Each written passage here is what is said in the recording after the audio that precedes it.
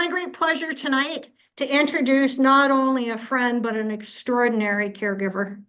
Ryan, we met several years ago and sat beside one another on stage.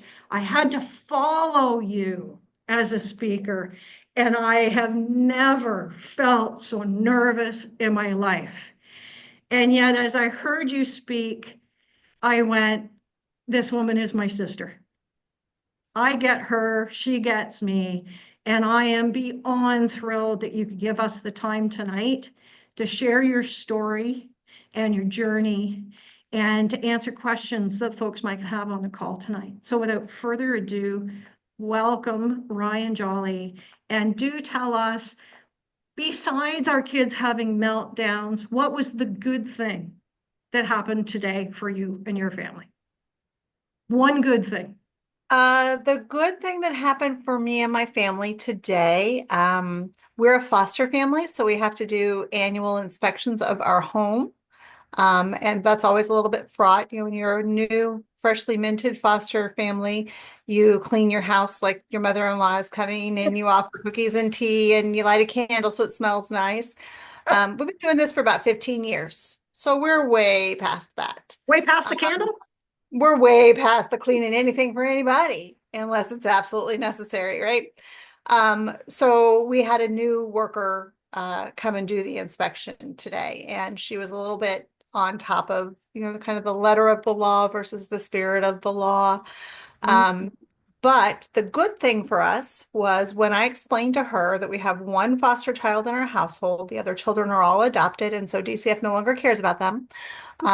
The one that's still in foster care is quadriplegic and bedbound.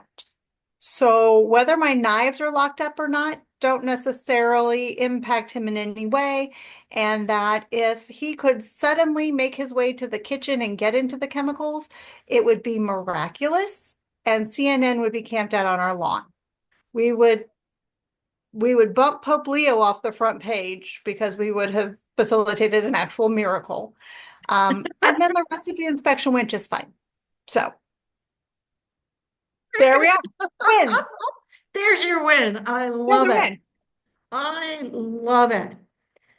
So, what started you down the path of fostering and fostering medically complex kids? And, just for fun, let's throw in an FASD diagnosis. Tell us your story. Well, my story started like a lot of people's story. Foster care starts with heartbreak, kind of on both sides, often both sides of the aisle. That the foster family has some heartbreak and the foster children start from heartbreak. I was in my mid-30s in a relationship, and it was kind of we're either getting married and having kids or we're wasting each other's time. Let's figure out what's going on here. I had never been pregnant to my knowledge, and started down a fertility path. And I had an amazing nurse practitioner who said, I can sugarcoat this for you, or I can give you the real deal. And I chose the real deal. And she said, we can spend several years and $30,000 to maybe help you have a child, or you can reconsider what adoption looks or what parenting looks like for you. And so I started thinking about that. And about that same time, I read an article because at that time, it's a little bit better now, not great, but better. At that time, it was all blonde haired, blue eyed babies.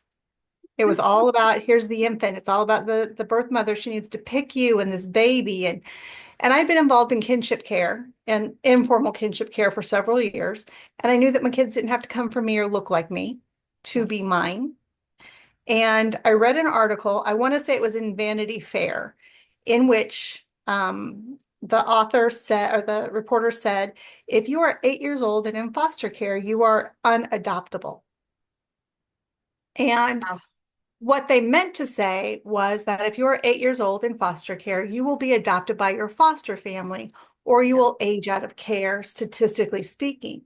But the idea that at 8 years old, you don't get to have a family, you don't get to have siblings, you don't get to have parents, just kind of broke my heart. Absolutely. And so I took a couple of years. I think they're saying now that it's 2 to 3 years on average that families think about fostering before they do. My relationship broke up because biological kids were a must-have for him, and that wasn't with me. And so grieved both of those losses, that the idea that I was gonna have the white picket fence and that little family, and I was gonna birth some babies and it was all gonna be grand. And then I thought, okay, I'm gonna do it. Picked up the phone, and the first agency I called was starting classes the next week. And I was in the class the next week. And so that's what my journey to foster care was. My first foster care placement was a 27-day-old. Wow. Yeah, that was exposed. Now I know exposed to many, many things. I had no idea. I got the call, we've got this baby, we need him picked up in the next 2 hours. Can you go get him? And I'm thinking to myself, oh my gosh, this is exactly what they told us wasn't going to happen in foster class. You're never going to get the baby. There's never going to be, it's never, never, never, never. And so this child comes to me, and he cried for 5 solid days. Yep. Couldn't be put down, the screeching, blood curdling, I think my ears might be bleeding kind of infant. What I know now was withdrawal, Yes. was substance, polysubstance withdrawal. Um, and so there were points in that journey where I thought he was going to be mine. This was the miracle, and he's going to be mine. And that wasn't the case. He ended up being adopted by his 19-year-old aunt, who has turned out to be an amazing mom for him. We have contact with him, their extended family. We are cousins and aunties, and he's doing great. That was another heartache where Absolutely. I More thought grief. this was more grief and loss. Yep. It keeps rolling around like it's a big giant circle, and it's going to smack you down again. Yep. And so then I went on to foster some more kids, ended up with another 2 children that I thought were going to be mine. And was not chosen, and sued the state for these children because they were being sent back to a really, really, really dangerous situation. So spent a number of years and a butt ton of money only to be told no, they're going back to this situation. So more grief and loss. The initial loss of the opportunity to be their forever mom, the loss of the children, the fight against the system that you tried desperately to believe in. No Yes. matter how many times you see it fail, you're still believing that somewhere along the way it's gonna come through, and then it just doesn't again. Mm. So those kids from that situation, I have not seen them in 9 years. Mm. And my daughter from that sibling set is a sex worker now. And more grief and loss. The opportunities that were available to her that were stolen from her through no fault of her own. Absolutely. So again, more grief and loss. But I try to be optimistic about it because if not for those losses, none of the children that are in my home and call me mom today would have made their way to my home. Mhm. If that first child and his needs, if he'd been my first, he would have been an only child.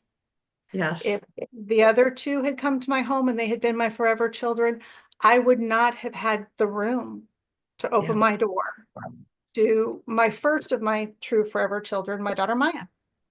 Yeah.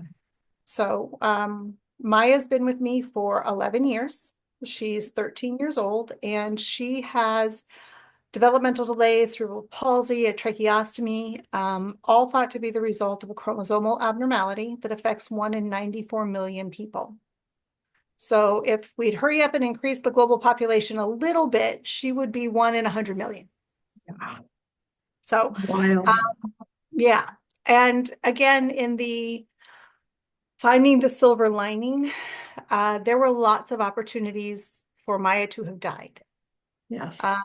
On the day I brought her home from the hospital team pulled me aside and said, "Are you prepared for a terminal event in your home?" Yeah. I'm not sure what the answer is to that, because if you are prepared, that's not a good answer. And if you're not prepared, also not a great answer. But whatever I managed to say, they accepted. Because that was the path that she was on. She spent 9 of her first 12 months in the NICU or PICU. Wow.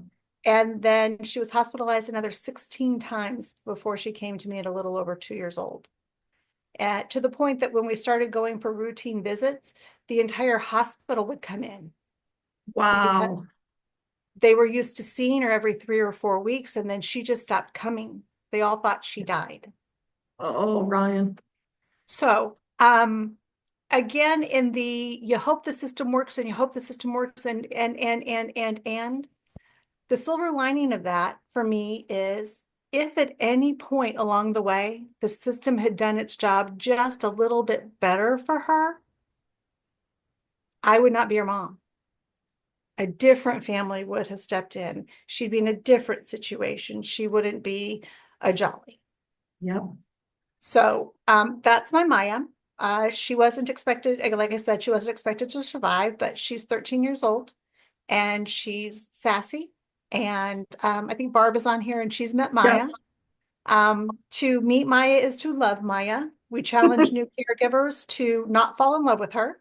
And so far, nobody's ever beat us on that one. So Maya's with me for a while. And in the way that you sit back and you plan your life, and the universe just snickers at you, I still wanted to adopt.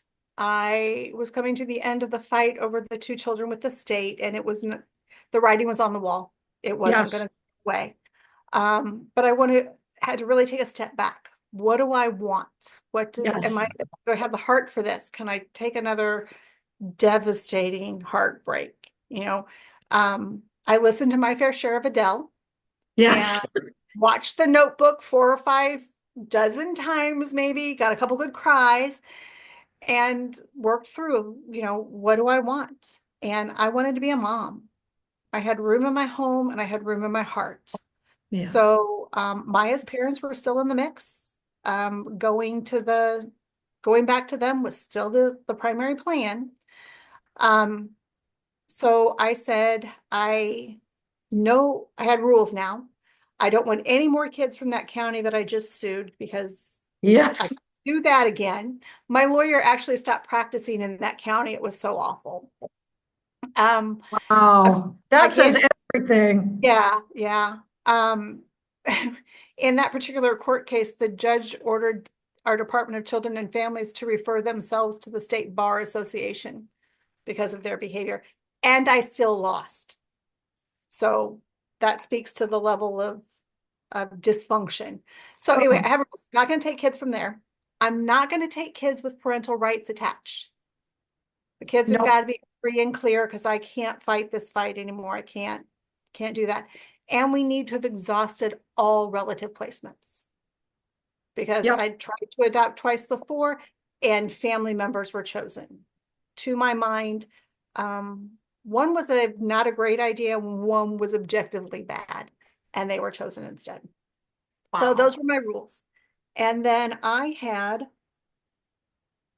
in our state, like a lot of others, the child placement process feels a bit like used car sales. What do Mm. we have to do to get these kids into your house today? We get a list of the available children every day. Like I'm going to order them up from Amazon to come to my house. So Wow. that's just skeevy to me. These are Yeah. actual living, breathing human beings, and I'm picking from a list. That's awful. Yeah. So those were coming to me regularly, and I kept seeing this sibling set of 3. And adoption was their goal. And so I inquired about them. And they were in 3 separate homes. And the goal was we need one family that wants to take all 3 kids. And I'm okay, let's look at taking in 3 kids. And my son Max came to me first. He was just over 3 years old. And the cutest little thing, what I did not know at the time is that he was half Native American, Okay. which gave us Indian Child Yep. Welfare Act engagement.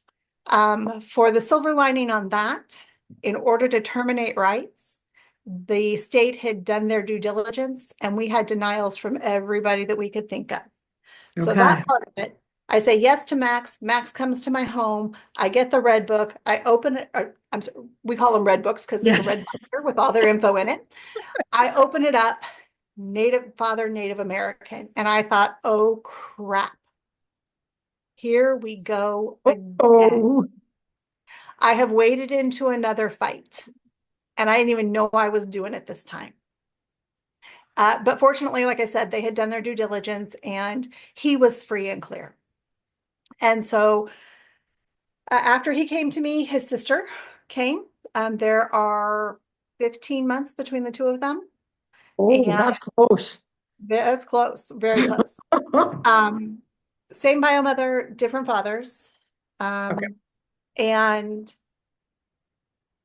didn't know anything.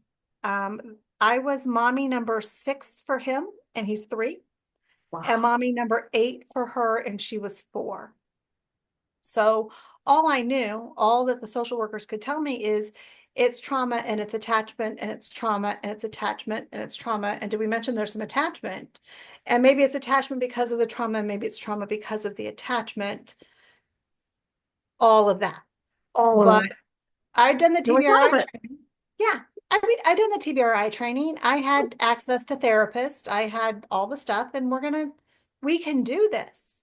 And when Barb speaks, she talks about over therapizing our children. And that was, Yes.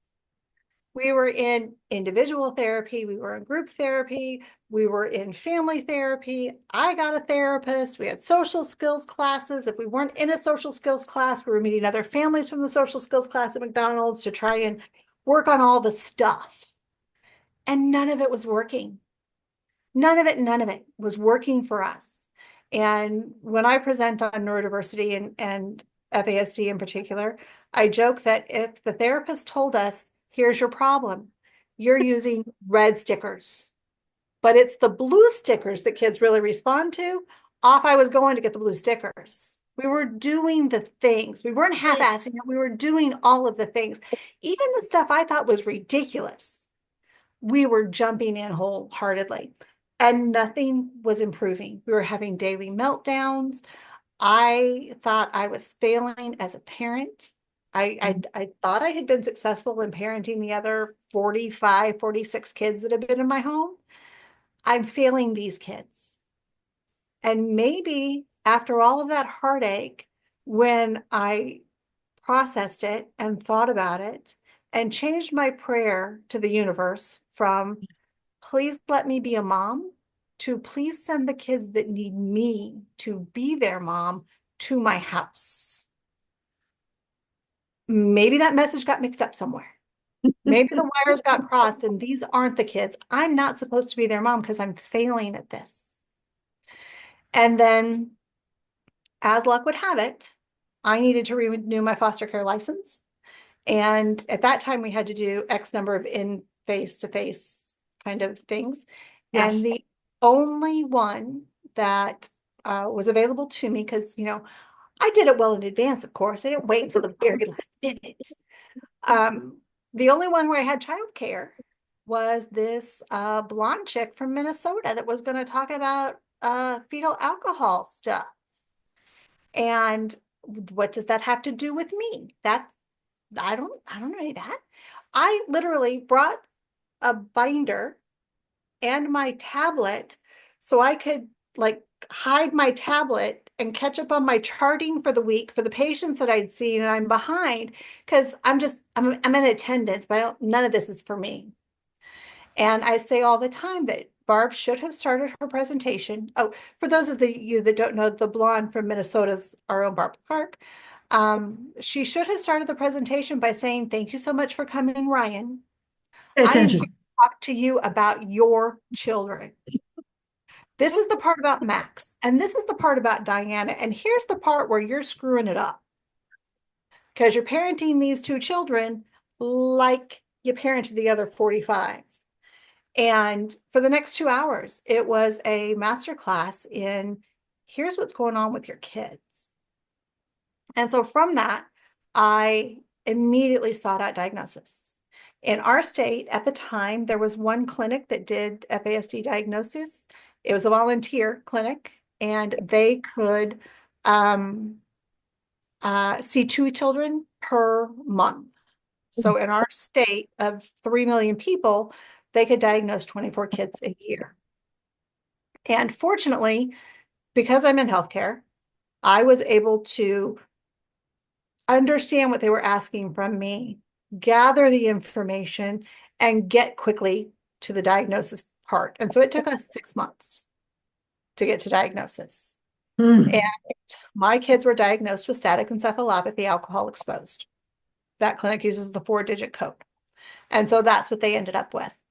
And I meet a lot of people in both the mental health community, in the neurodiverse community that are concerned with,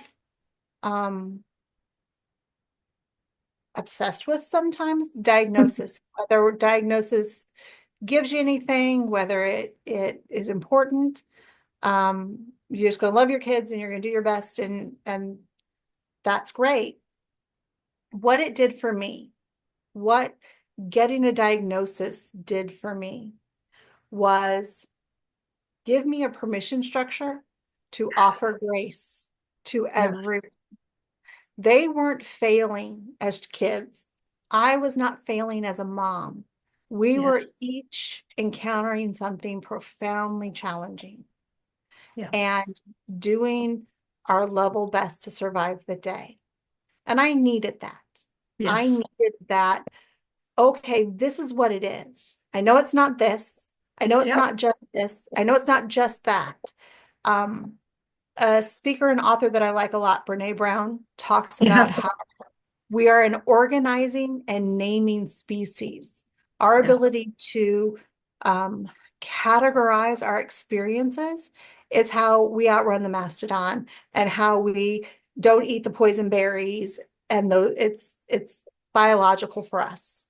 Yes. And having that name for a thing was profoundly helpful for me.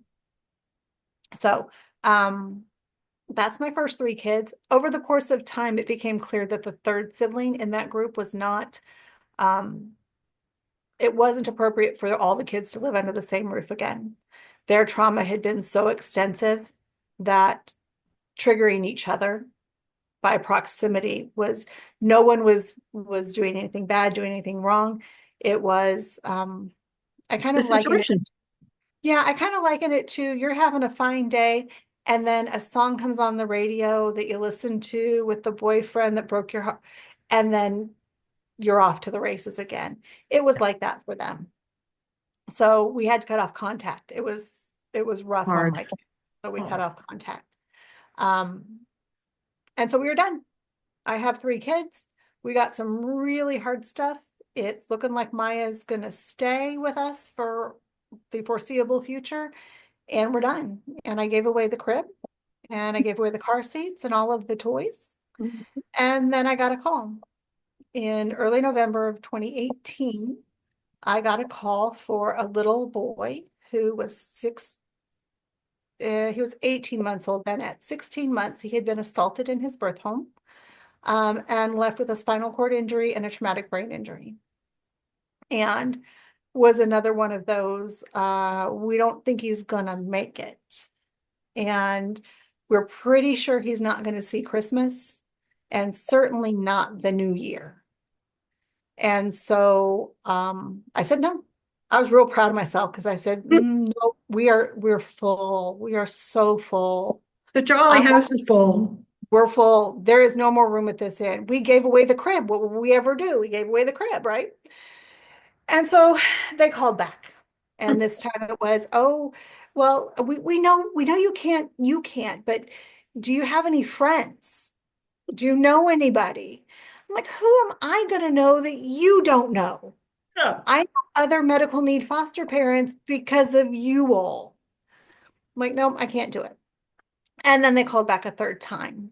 And all this time, I'm rolling in the menopause hormones, and it's early November, and the Christmas movies for Hallmark have started. And the idea of this little boy who has been through so much dying alone in a hospital bed at Christmas broke my heart. Yep. And on the third, I said no 3 times, fourth time, I said yes. And the expectation was that he would succumb to his injuries. Either he would be so medically fragile that he could not survive in the community and have to go back to the hospital. They could make the case for he needs to be at the hospital, or he would pass in our home. And we had lived that life with Maya. We knew Mhm. what that looked like, and that realization that every day could be kind of the last one. And so I said yes. And that was 6.5 years ago. That So was a long Christmas holiday. yeah, he survived 2018, and knock on wood, he's surviving to today. And having him in our household has been a challenge. He requires 24-hour eyes-on nursing care. So if we don't have a nurse in our home, I'm no more than 10 feet away from him for every minute of every day. So it means things for us like we have a lovely deck that we never use Mhm. because he can't be out on the deck, and we can't go out there and leave him Without him. inside and all that sort of stuff. It means things like we're headed to Proof Alliance tomorrow. Fingers crossed if he can keep it together to the conference tomorrow. But it's a game day decision. I was able to go to we were together at a conference in Toronto last Yep, fall. that's right. And lovely first welcome evening. By 10 o'clock, the first day of the conference, I'd gotten the call from the nurse and had to turn around and come home Yep. because he was off to the hospital. So there's been a lot of things like that that are sacrifices our family have had to make to have him in our home. Um, but my daughter Diana is going to run something, whether it's a corporation or a prison gang, we don't know, but she's going to run something. She needed somebody to boss, to be in charge of, and she gets to be in charge of him. She gets to be the big sister that he just, his face lights up. He's nonverbal, but his face lights up when she talks to him. When she sings to him, he's in rapture over her singing to him and engaging with him. One of the first photographs we have of him in our home is her reading him a book. So it gave her an outlet for the mothering that she wants to do. Max has, in addition to his FASD, he also has severe ADHD and an autism diagnosis. And That's a with that package. comes, yeah, it's spicy jambalaya. There's neurospicy, and then there's jambalaya, and we've got Yep. that.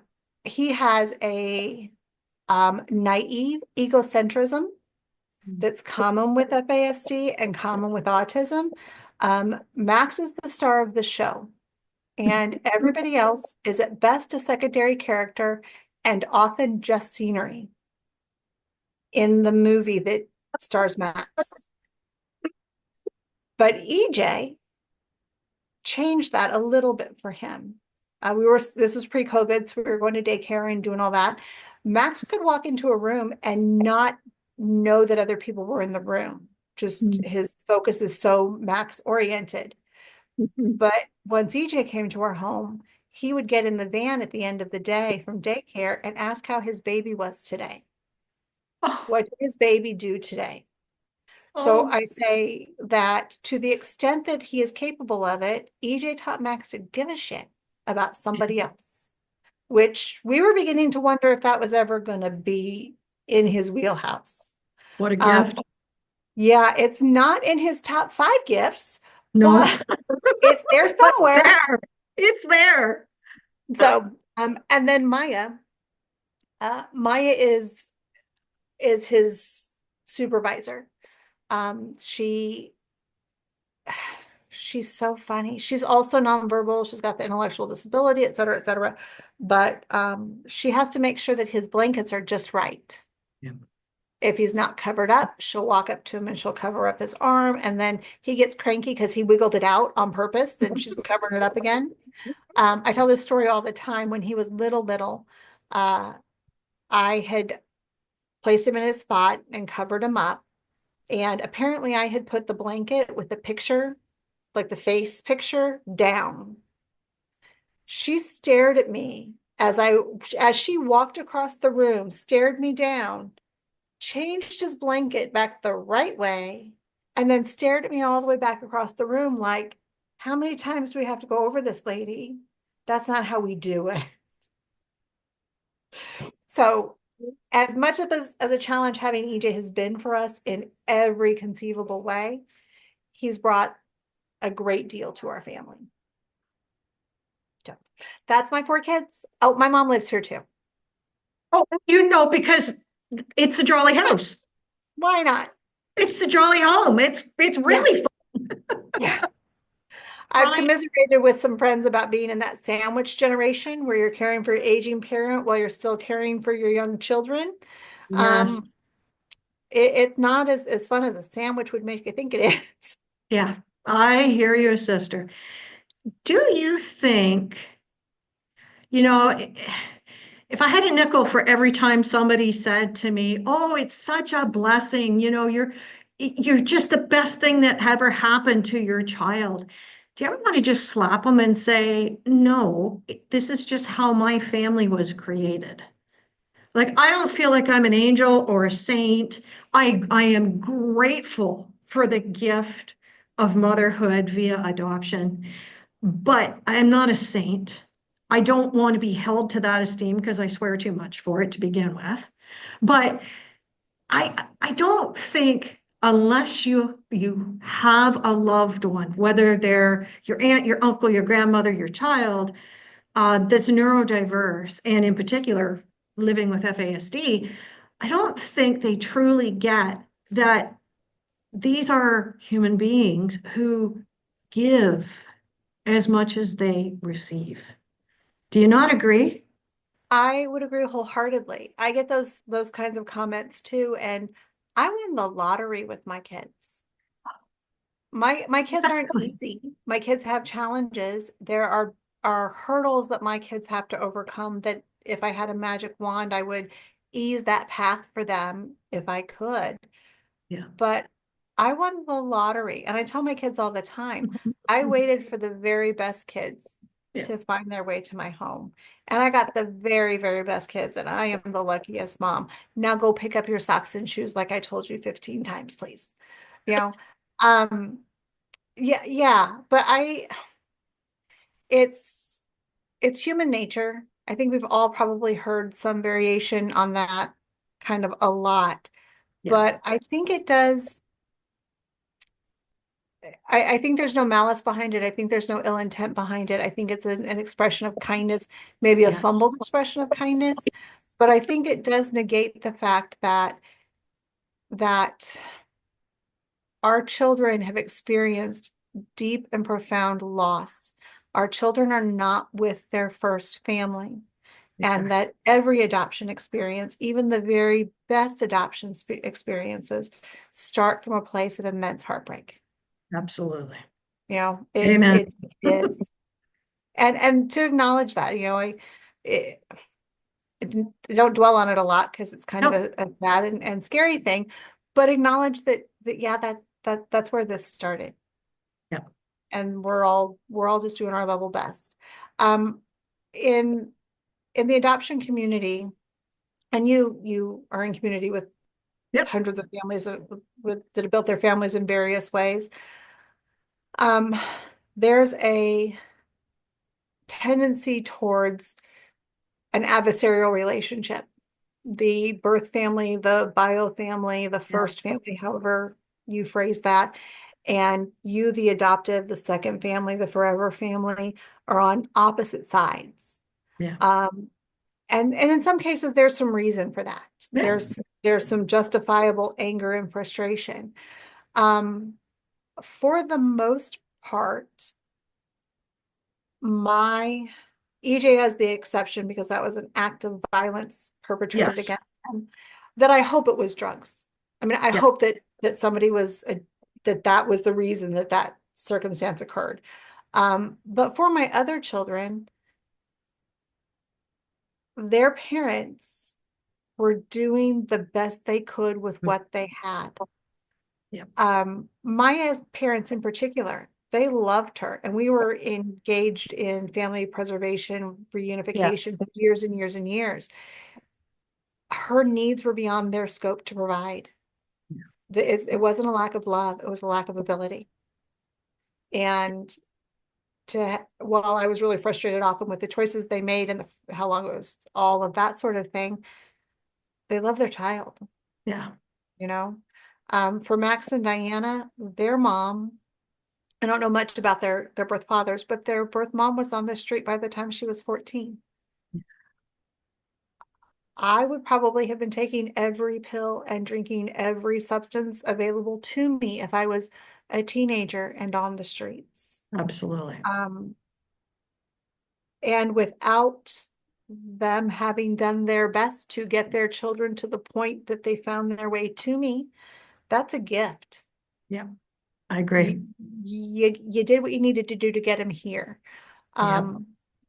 So again, I think when people say that, I get a lot of your kids are angels, your house is a miracle, you've had two kids that were Yeah. supposed to die and they're here, all that kind of stuff. And that's it's my life. I don't think of it in those terms because it's my everyday. It's my Yes. 1 o'clock It's my normal. yeah, it's my 1 o'clock go to bed, at my 6 o'clock get up and try and make it through the day with coffee and spite, just to make it through the day. Um, but it's my kids. Yeah. It's my kids that keep me going. Yeah. I am so right beside you on that one.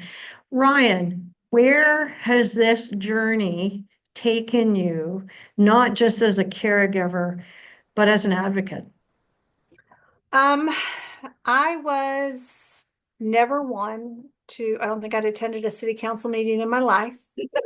Um, I grew up in a county that is notoriously incestuous, and you get your job because you know somebody who knows somebody. And if the guy on the city council doesn't like your person, then don't even, that kind of thing.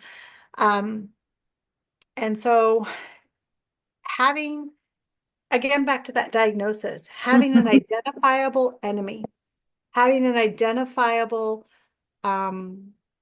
cause, an identifiable rallying point has really spurred the inner advocate for me. Yes. Um, I've met with multiple state and local representatives. I've had meetings with our senator.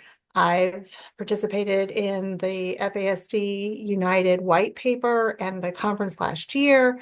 I belong now to a group called Little Lobbyists. That's a disability rights organization for children Yes. advocating for themselves along with their parents. Um, all sorts of advocacy on a big scale that I never thought I would be engaged in, but I'm proudest of the advocacy on the small scale. In my children, and everybody has a different opinion on this, everybody's family is different in how they address this. But as soon as we got a diagnosis of FASD, we began talking in our family about brain differences Yeah. and how everybody's brain is different. And some brains work one way and certain things are easier for them. And another brain might work in a different way that makes that first thing hard, but a second thing is easier for them. And advocating for my children, with my children about themselves is, I think, one is probably the advocacy that I am proudest of. My children know their diagnosis. They Yes. know what happened.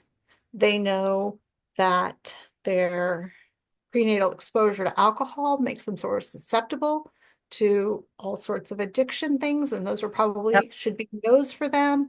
I come from a good Irish Scottish family that observes the cocktail hour with a vengeance. We're a dry house now. Yep, We don't that's keep true. alcohol in the house. Trying to teach my children that you can enjoy yourself and alcohol doesn't have to be part of it. You Yeah. know, we joke in our family, and it's funny because it's true. When my grandfather died, the first call was not to the funeral home.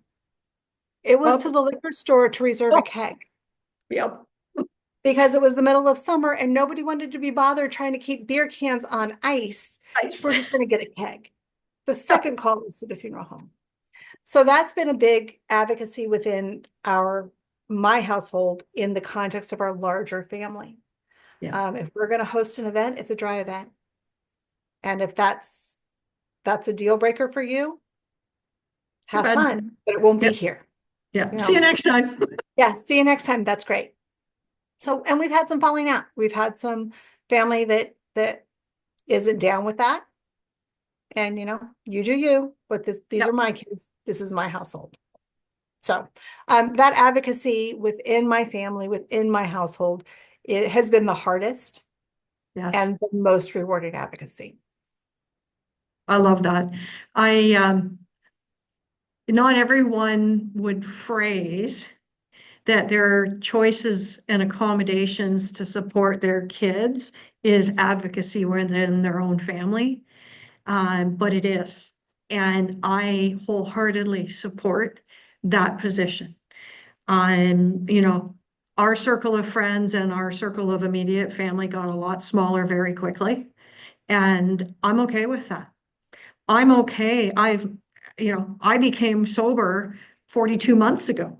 And because I too felt strongly that I needed to demonstrate that you can live life quite happily without it. Um, and yeah, Harrison has no interest. He knows it's there. But so far, not good. He's choosing not to even entertain it. And as a teenager, almost 16, I think that's a big deal because there's a tremendous amount of pressure in high school, to try all these things. So kudos to you because I do think that advocacy within our families and our friendship circles, it needs to start there. That's the first. Um, and the fact that you have taken on the political arena, it just speaks to your passion and your absolute love of your kids. Um, I, not to be trite, but I was put here to be their mom. You I know, feel that way too. I went through a lot to be their mom. And I'm in it for the long haul. Acknowledging that I think Lori had to hop off, but she Yes, speaks a lot about um, interdependence yes, and scaffolding. I think a lot about, I'm a visual learner, so I've got an analogy and a visual for nearly everything. But yes. when I think about interdependence and supports and scaffolding, I think about the Statue of Liberty and all those years it Mm, was covered in scaffolding while it was repairing, while it was building, while it was growing stronger and preparing itself for the next thing. And I've been the beneficiary of support and encouragement. And I have a great birth family. I have a great found adult family mhm.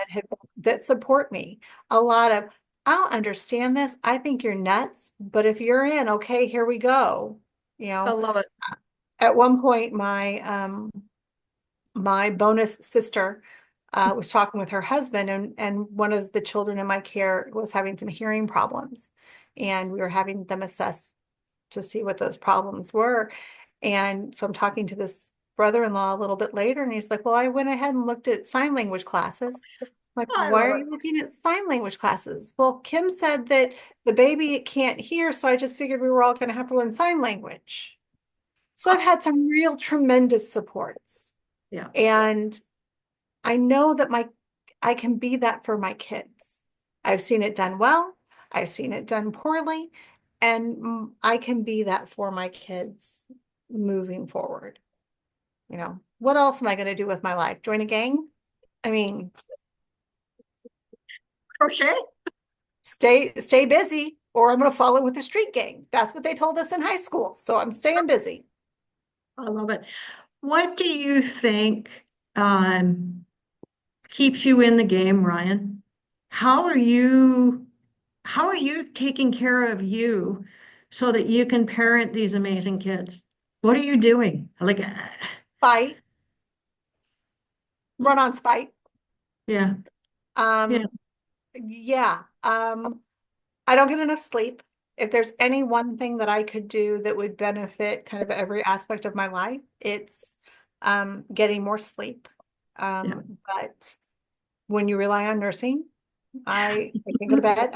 I can't go to bed early. I can't No, not get up and send the kids to school, those kinds of things. But I have had to learn that rest isn't a luxury. yes, Rest of my body is one thing, rest of my mind is another, and rest of my spirit is a third. yeah, So I think everybody here can probably relate to absolutely. the idea that when you're in a constant caregiving role and a high pressure, high cortisol caregiving role, Yep. um, with maybe some explosive personalities, some hair triggers, and everything's fine until what the hell happened? Why are we now screaming about our ranch dressing? Like you do, that there's a tired that isn't um isn't relieved by rest. Yeah. There's a I'm Yep. tired and I went to sleep and I woke up tired. Yep. And I've been thinking about that a lot over the last month or so. Um, because EJ's had his fifth pneumonia in 11 months.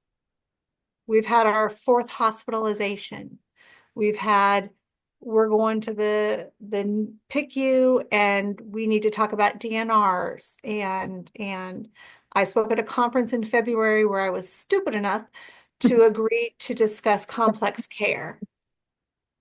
And in preparation for that, really had to peel back the layers and look at the hard parts that you don't look at every day so you can make it through the day. And was super, super bummed out for a while because I had to talk about what it's like in front of strangers, talk about what it's like to know that your child is going to die before you do. Yeah. That Talk bar about vulnerable. that barring some catastrophic illness or accident, I will outlive one or two of my children with almost certainty. And that hanging over your head all of the time. And so in trying to kind of bring myself up and out of that, examining what those feelings are. And it's not that I'm tired, it's that I'm weary. Yeah. Good word. I'm weary. Yeah. And that requires more than just rest. That Yeah. requires more than a candle and a bubble bath. That Absolutely. requires some searching for peace. And so that's what I'm doing now is Good. searching for peace in a really intentional way I love it. and picking fewer battles because even though I know not to, I still engage about the freaking ranch. I still get in my feelings because he's insistent that he needs ranch dressing because the pork chops are dry. Oh, okay. Yep. And if you bit your tongue any harder, it would be on the floor. Yes, yes. My dental plan doesn't cover that, so we can't do No, that. Yeah. So no. that's what I try to do for myself is to be intentional Yeah. and cut myself a break when I can, where I can. Isn't it amazing how we give our kids grace and we don't give it to ourselves? Oh my goodness. Yeah. We Yeah. say to walk, talk the talk, but Yeah. we don't do it. But I think in order to be the best for our kids and for ourselves, you have to. You really do. You have to just go, whoops, I blew that one, but you know what? Tomorrow's another day, right? So I think that introspection and that time to find what works for you, to move you from weary to healthy, or somewhere in between that's survivable, it's important. And I'm glad that you shared it the way you did. I think that's huge. Again, shocking. The time goes flying by here on these calls. I would love, if you're comfortable, Ryan, to ask the folks that are on the call tonight if they have any questions that they'd like to pick your brains on. So what I'd like to do is open up the call. If anyone's got a question, you're welcome to type it in the chat or put your videos on if you're comfortable, because we are recording, and ask your questions. Put your hands up. Let's hear from folks. And I'm going to count to like 3, and then I'm going to put somebody on the spot because that's just who I am. Because I've been asking all the questions tonight. Evelyn, what are your thoughts these days? Any questions for Ryan? Anything you'd love a bit more information about? No, not right now. I just love Ryan Hi, sweet and all Evelyn. that he does. Hi. But How's your buddy boy? yeah, I love what you said about um, advocating with, Yes. and that's something that I'm starting to do. And it's really helpful because he's learning more about how to do it for himself as well. That's He's awesome. learning from an amazing teacher, Evelyn. You are Exactly. a fierce advocate for your buddy boy. We are, thank you. Yeah, So, lots of progress. Thank you. Evelyn, I think Ryan is right on the money. You're doing all the right things. I love this question. There's 2 of them. Barb wants to know, what are your 2 best pieces of advice for caregivers? And then I'm going to hit you with another one, another question. What are Um, your 2 best pieces of advice? so there's my professional best advice, and then there's my personal best advice. Bring it. My professional best advice is nearly every family that comes into my FASD clinic is at the end of their rope. I'm the 7,000th provider that they have visited. They have no answers. They heard from a friend that there was this thing, and can I talk to them about it? Yep. Almost always, the advice that I give to parents that causes the shoulders to fall down a little bit and the deep sigh and the tears to flow is it's hard. It feels hard because it is hard. Cut yourself some slack. You're doing the best that you can. It feels like a 1,000-ton weight because it is. Yep. And you're okay. Ruth. So that's my professional advice that I share with nearly every patient every family that comes for evaluation. And then my Caregiver personal perspective? What's your caregiver personal advice? perspective is if you survived the day without a body count, if everybody survived the day, that's a win. Absolutely. It may have been a hard fought, ugly, blood-filled win, but it is a win. The win. Give yourself credit for the win when you have one. Because Absolutely. the brain injury, the world, the judgment, all of the things will rob you of your wins if you let them. True. You have to look. And several of us here are familiar with each other because we're in the Jeff Noble group, that coaching group. And having been in community with other families, having really kind of been intentional and thought about it, because, when you're awake at 2 o'clock in the morning, you might as well think about life, the universe, and everything. I really had to change what looks like a win for me. Yes. My win Yes. is going to look like anybody else's. My win might be before I was able to join the session in progress, my kid's fighting at the top of the landing about his ranch dressing. I was able to coax him away from the edge of the step so he didn't fall down. That's That's a huge. win. Oh, absolutely. No. I would Yes. not previously have thought of that in the terms of, oh, hey, that was good. We did a good thing here. Yay, us. Yeah. But it's But it's those true. that we kind of piece together to make the day survive. So any day that you make it through by whatever means, if that was, a broccoli and kale salad today, but tomorrow it's going to be ding dongs and Coca-Cola, you survived. Yeah. Yay. Mission accomplished. Oh, that's huge. That's probably my favorite caregiver advice I've ever heard, quite frankly. I love that. So I've got another really good question that Barb's throwing at you. And you just hinted at it in your previous response. Can you tell us about your clinic? Because not only have you been an advocate for your kids and an advocate for yourself and a political advocate, but there's this little clinic. Tell us about it. So I am a board certified psychiatric nurse practitioner, and I own a psychiatric clinic here in Lenexa called Brain First Family Center, where we try to focus on all things brain first from that perspective. And we are focused on FASD evaluation, support for those with an FASD diagnosis, and caregiver supports. That was so my decision to become a clinical psychiatric provider was born out of a lack of resources. Yeah. Nearly all of the children that I've had in my foster home had some mental health need of some kind, and trying to find providers for the children that need help was nearly impossible. Yeah.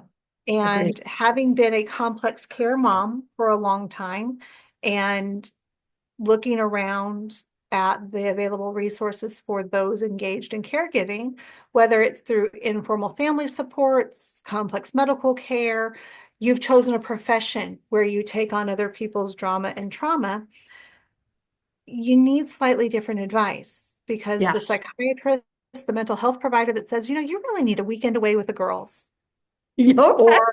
Or my favorite, well, nobody's making you do that job. Oh, You could do something else if you wanted to. okay. Yeah, I could. I'm gonna go turn on a light. I had a mental health provider tell me one time that I needed to reduce the stress in my life. And when Okay. I looked him in the eye and asked him which of my children I should abandon, you'd have thought I slugged him. Because that's what it would take to actually permanently reduce the stress in my life, would be to abandon one of my children. And I think we've established that, that's not an option. No, So that's not likely to happen. not likely to happen. So that was kind of the impetus of the clinic, and a focus on FASD diagnosis, because if anybody's here has been on an FASD United advocacy call, I'm like a broken record. Diagnosis, diagnosis, diagnosis, diagnosis, diagnosis, until we have increased diagnostic capacity for children and adults, because it is a Yes. lifelong disability, Absolutely. until we have the numbers to Yes. say, my children aren't the anomaly. Yeah. My children, Absolutely.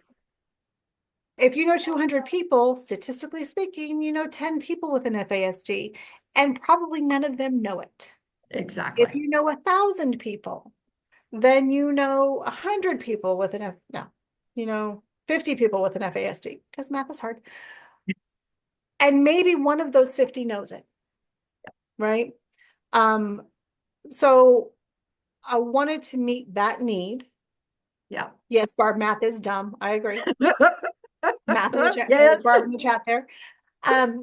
So diagnostic capacity. In my experience, we were among the lucky ones. We got to go directly to the clinic. We didn't have to fight Yeah. for a spot. We got in quickly. But listening to others in the community that were waiting 2 years and 3 years and 4 That's years ridiculous. to get to somewhere, Yeah. I thought, well, you know what? I can help with that. I I can love it. help with that diagnostic capacity. And I changed my focus. I had been headed to a PhD program at Johns Hopkins Yes. and said, no, that's not where my time and talent needs to go. I have a unique opportunity to do something different here and bring a different voice to the table. There are And lots of- Ryan, thank you. We Well, need more of you. We need to thank you. clone you. Oh, we do. And Can I get come the to first, Canada too, right? We need some of your talent in Canada too. Because if I it's get the same cloned, challenge. can I get the first copy to like clean my house? Would that be okay? Yes, Okay, yes, deal. it's a deal. Absolutely. Absolutely. Send me the cheek swab and I'll do it. I love it. I love it. You know, I think Barb's got one more really challenging question, and I think this is a good one to try and wrap things up with. She wants to know, how do you think we can get the medical field to be more FASD competent, more informed, and actually practice with an FASD lens? What do you think the magic answer to that is? Because that's, Barb, it's a great question, and it's not the first time in calls with Harrison's Hope families that that question has actually been asked. So I love that you brought it up because Ryan's a good person to poke about that very topic. I think that it's nothing and everything at once. Yeah. I don't think that it is a lack of desire. I Good. think it's simply not covered. If I had an in to medical textbook Yes. writers, medical textbook publishers, I would Yes. be pounding down the door. When I present, I talk about how I'm old and I don't like digital reading. I need a book with pages that I can Yes. flip. Um, and if I stacked up all of the books that I had to read to get to where I am in my professional career, they'd reach about my shoulder. I'm 5'5", so they'd be That's significant. 1/2 feet tall if I stack them all up. Excluding the DSM-5, which is a book that's only Yep. about thick, excluding the DSM-5, the topic of FASD is covered only Minimal. 4 paragraphs in all of those textbooks. Yeah. The medical profession isn't being taught about it. They don't know it's a thing. So Yep. then it becomes, how do we get them interested in it? And as crass as it sounds, money. Yeah. One of the challenges with diagnosis of FASD is that insurance reimbursement doesn't capture it. No. The amount of time and effort it takes to To complete one. learn about it, to complete one. We're at about 9 hours in my clinic. Yeah. And to do document review, to do in-person, write the report, do all those things. It's hard to capture that in an insurance reimbursement. I'm It's able to, impossible. Let's call it, yeah, let's call it like it it is. is. It's You're not going impossible. to capture that. You're not. I'm fortunate in that it's my clinic and I get to decide how we use our hours and Yes. decide how profitable the clinic needs to be okay with me. I'm making those decisions for myself. Yes. And so we're able to do it at this point. I have a grand plan for a bigger clinic that's more of a multidisciplinary clinic. Okay. And it has services available, one-stop shopping. We Love can it. diagnose you, we can get you hooked up with a therapist that's FASD informed, and if you need OT, PT, we've got FASD informed, et cetera, et cetera. But the catch-22 is, in order to be able to expand, to be able to do that, we need to generate more income, which means we do fewer FASD evaluations. So it's a catch-22. Then the other side of that, or third, I think we're on third or fourth side of this coin at this point, is in order to reach the level of diagnostician, you've been to Yes. school a long time. You've Yes. probably had to compete for spots in programs to Yes. continue education. You're used to having the answer, being able to find the right answer. And so from a human standpoint, it's a really uncomfortable position to be in when you're used to knowing the right answer to say, oh, I don't know. I don't know what this is. Yep. That's And fair. even more than that, you You don't want to say, oh, wait, I do know what that is, but I got one for you. Go with Yeah, God, you know? yeah, fair And enough. so I think sometimes the I'm not competent, I'm not comfortable, I'm not familiar enough with this to have it to give you a diagnosis is an easy way to pass the buck because they don't want Sure. to be the person that says, there's this, but I Yeah, have zero referrals for you. I can't send you anywhere. Why don't you Google it and see what you can come up with? Because that was our circumstance. So yep, I make the way 2 hours out of town to this tiny little town where this clinic is. We get our diagnosis, and I'm flying high. We got our yep. diagnosis, yay us, and got Good luck to you. home. Yeah, and got home, and I'm like, oh, but wait, what am I going to do with this? Yep. And Oh, you and every other caregiver out there. yeah, Oh, so I think those are kind of the challenges, and they are systemic challenges.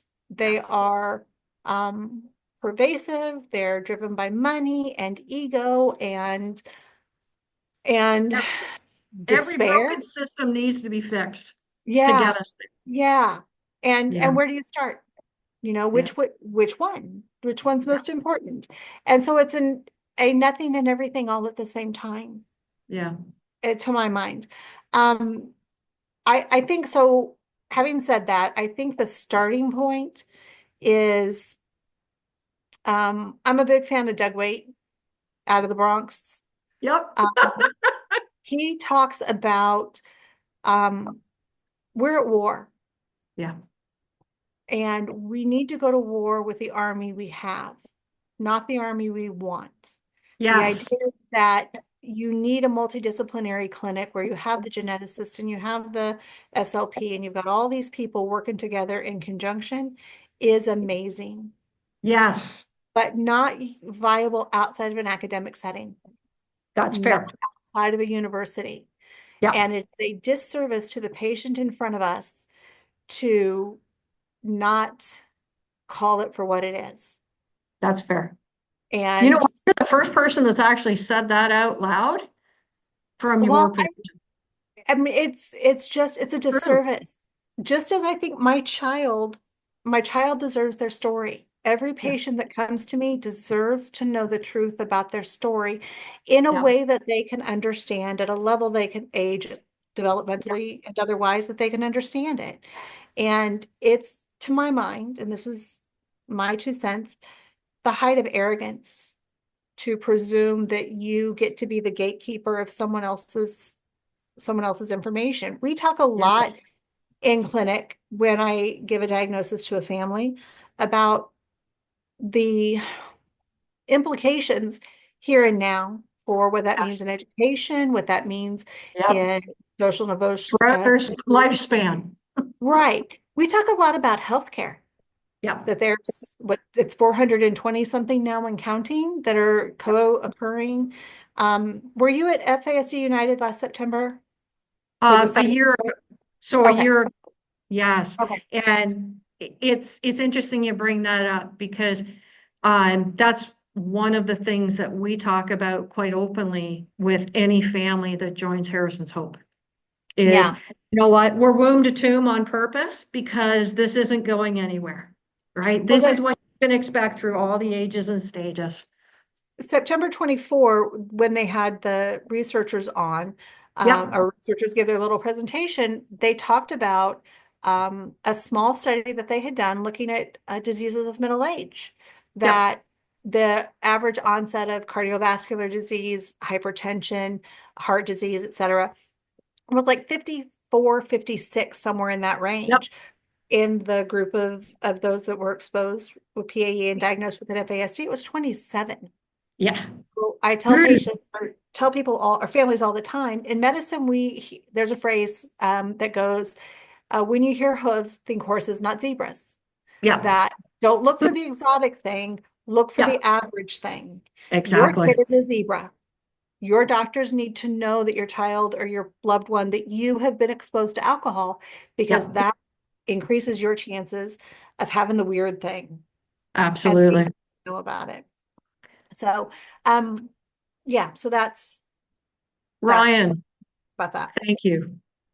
Can I say one other thing while we're on Yes, here please. about Please. because we're talking about diagnosis? One of the things that I think is challenging, kind of across the board and within FASD communities of support is as diagnosticians, as researchers, as those publishing studies and articles and things, there's a lot of time and attention given to the razor thin difference between one diagnosis Yes. and another diagnosis. Yes. And we often hear, well, my kid has FAS. Well, my kid has partial FAS. Mine has ARND. Mine has blah, blah, blah, blah, blah. To my mind, those are distinctions without a difference. Absolutely. Amen. Because I can't tell you that FAS comes with this list of symptoms, Right. but partial FAS comes with this, and ARND has a different set altogether. I would like to see us move away Yes. from those differentiations under the Yes. umbrella. In the same way Absolutely. that autism has moved away Yeah. from differentiation under the umbrella, it is Yeah. a spectrum. And all diagnoses are respected and equal Yeah. under the umbrella. I I am with you. have diagnosed individuals with FAS that have better executive functioning, better what I call the go along, get along skills, social and adaptive communication, language, and affect regulation, Yep. than someone with minimal impact. Yep. Or a NDD diagnosis. I can't tell you that this diagnosis is going to do these things. No. So that's the little niche that I'm carving out. Is I think we need to have some real discussions about taking a step back from the academic, nerdy explanation of it all, and Yep. more focus on the practical application in the lives of our patients, in the lives of our loved ones.